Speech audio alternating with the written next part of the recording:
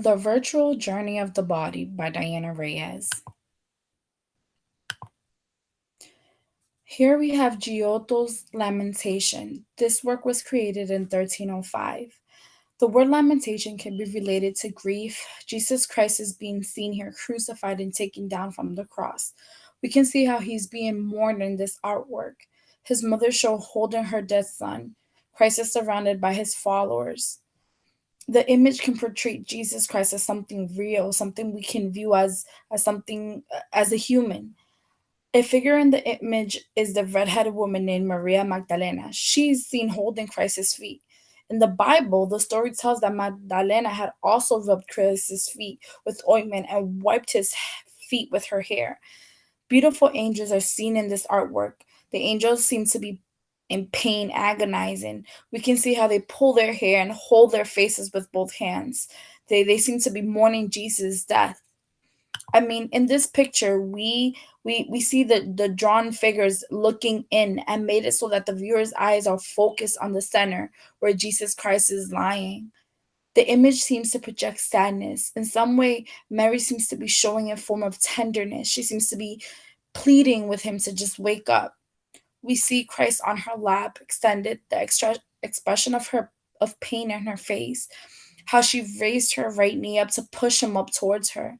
This artwork is showing the image of her twisting her body and putting her arm around him. She has one hand on his shoulders and another on his chest. Very descriptive. Here we have Donatello's David. This artwork was back in the late 1420s to the 1460s. It's a sculpture of King David in the early Renaissance. It's a large, free nude sculpture in that time. David seems young, and the sculpture represents sexuality. The sculpture is hollow made.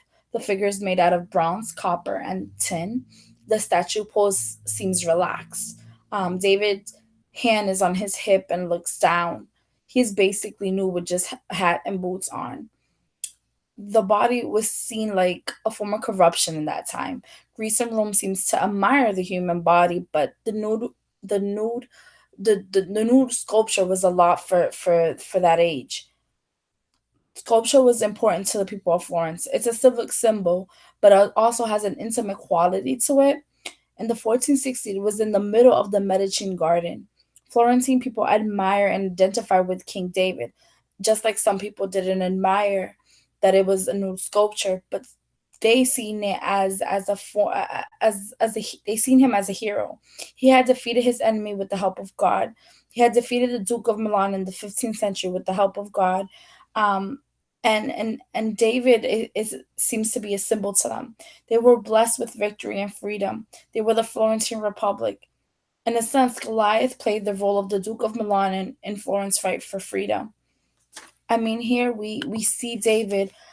He's standing on one leg and has the other leg bent. He's standing on the head of Goliath. On his right hand, he's holding Goliath's sword, but in David's other hand, he's holding a rock, opposite of the sword. Interesting, because in the story of David, he had used a rock in a slingshot to drop the giant. This sculpture has a lot of great qualities. It talks about um what is symbols, it's referring to, but also just the way it was made. And his posture, he is pushing one leg up, standing on Goliath's head, and one of the wings on the helmet on the of the head is pushing up very high on David's inner thigh, just focusing the viewer's attention towards his inner thigh, which can be provocative. So it's a sculpture of a symbol of of him being heroic, but it also is a symbol of sexuality in some way.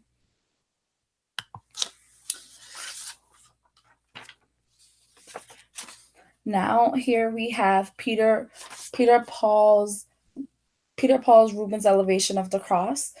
This is a painting back from the 1700s. Um, Peter's Paul Rubens Elevation of the Cross is a great um, artwork. I mean, Rubens came from Flanders in Spain. The Elevation of the Cross is a really large image. It's 15 feet tall. The artwork sits on the altar of a church. It's a public painting. It's a heroic painting as well. The Baroque was used as the style for this painting. The painting is very theatrical, which is part of the Catholic Baroque. Dramatic effects were used to awaken pity and devotion. We see Christ in anguish here, looking up, pleading with God, his Father. It's a very sentimental painting. Some qualities frequently associated with the Baroque styles and found in this painting are movement, tension, emotional exaggerates. The Baroque style, spiritual with a naturalist treatment, showed the religious image more relatable to the average churchgoer. I mean, we see the spirit in this painting. It seems natural, it seems real, raw. The painting shows realism. Just look at how she sees this, how you see the sense of the cross being a heavy object here, how they're lifting it up. I mean, in this painting, we see the image of Christ's body being stretched out and twisting, reflecting the power of his body. The power shows a group of figures just stacking together to do this. The figures seem to be pulling, reflecting muscles and strength, struggling to get the cross up. The huge weight of Jesus Christ with the lumber, it's just shown very clear on this painting. All the figures seem to be working together, performing this action. I mean, we can almost see the expression of energy being used in this painting.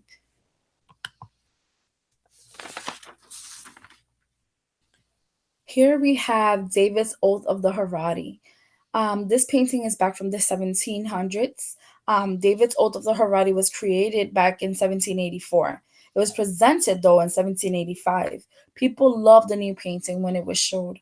The trending style in France was the Rococo. The painting style was a new style called Neoclassicism. However, this painting seems to show some of the English cost because of both families going into war. There are intermarriages between the families. The painting is showing the Romans' choice of the Haredi brothers standing together with their muscles arm raised in front of their fathers. They're taking the oath to defend Rome. Rather than a full war, these people back then decided to elect families members from each side to go into the war, and two brothers of each family to settle this dispute. In this case, it was the Haredi brothers.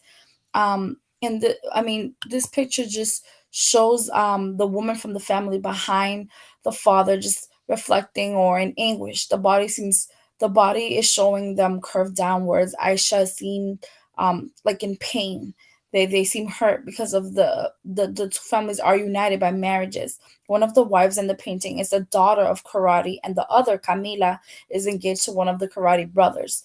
We can see them sitting down with worry and anguish, and their body are just showing or reflecting the pain that they're going through in that moment.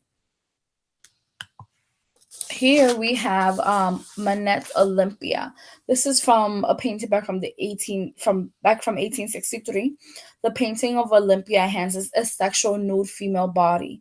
The Romans and the Greeks shared the tradition of admiring the nude body back then. For example, we heard of the goddess of Venus. It's a more modern painting of a nude, but it's similar to an older version of a nude called Titan's Venus of Urbino.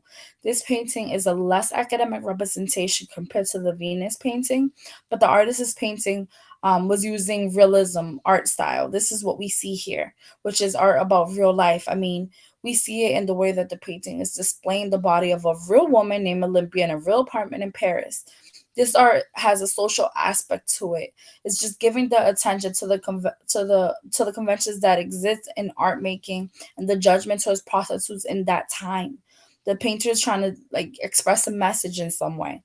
He seems to be showing realness that brings um that things may not always be as they seem, because prostitutes were known to be of low class back then. But here we see Olympia, who seems to have a higher class, as we see her with the servant and gracefully sitting on the bed.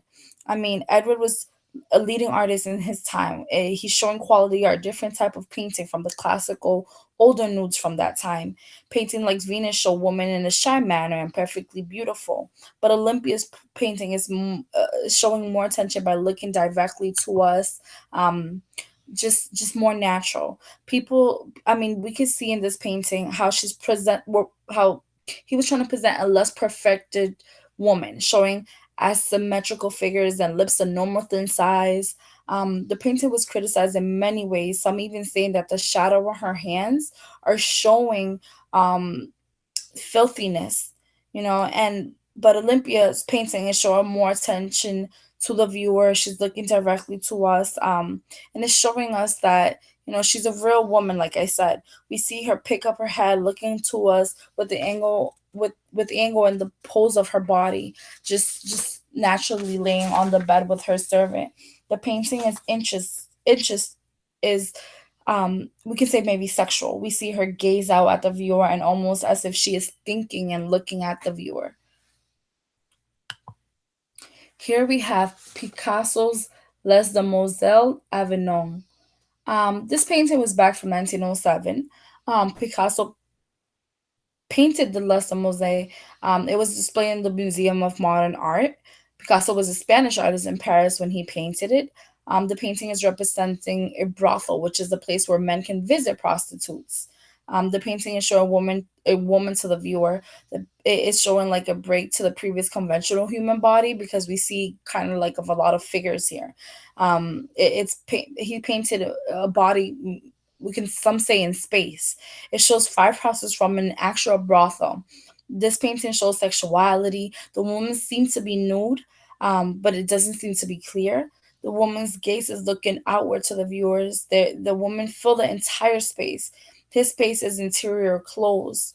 Um, Cubism is the deconstruction of three-dimensional forms and the placing those fragments back to a two-dimensional surface, and that's what we have here. We see these figures, we see the dimension, the 3D aspect of this painting. Some people saw this painting as raw and ugly, non-traditional, but I mean, the painting is representing a sense of illusion. We can see the figures seem sharp, jagged, almost shattered forms. Some representation of the figure's face seem to be like an African mask that a lot of people are familiar with.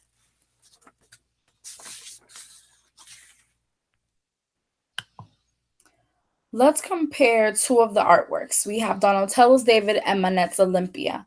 Both of these artworks showing of the nude body. Um, both are classical paintings. They're both famous early work representation. Um, it's more of a sexual. Both are sexual paintings. Both nudes were seen as a form of corruption back in their time, but both had an intimate quality to them. However, there are differences between both artworks, even though we're talking about nude bodies, we're talking about back then where these artworks could be judged. We see how they are different. David's sculpture was important to the people of Florence, a civic symbol in some way. But now Manet's Olympia, on the other hand, was interpreted as a vulgar painting because of Olympia's type of work, and it's a nude figure of a woman, one representing the human body as a hero, the other figure is admirable, that other's artwork it was looked at as a prostitute, and it's being shameful. So on one hand we have Donatello's David, who was a hero. So David was a hero in this case, but Manette's Olympia is seen like this prostitute is just laying there nude, and it isn't seen in a positive way. So this is what we have here. They're both beautiful paintings, but each painting tells its own story.